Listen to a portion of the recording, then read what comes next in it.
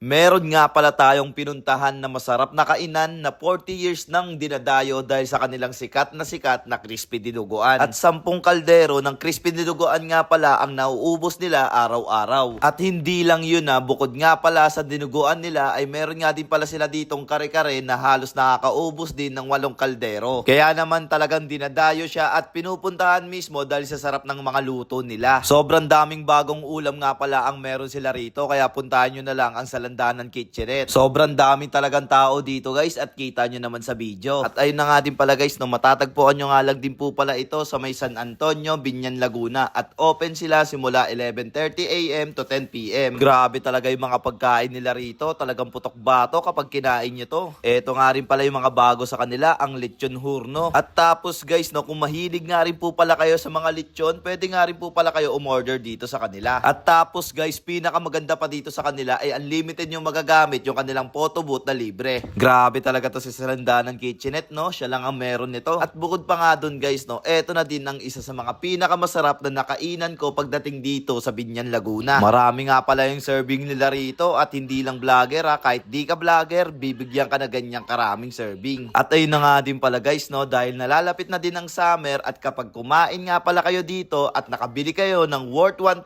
pesos ay mabibigyan kayo ng Salandanan ng 50% discount ng Splash Island. Grabe ka talaga, Salandanan Kitchenette. The best ka talaga, no? Pero ayun nga, kung gusto nyo nga rin po palang dayuin to, puntahan nyo na. Let's guys go!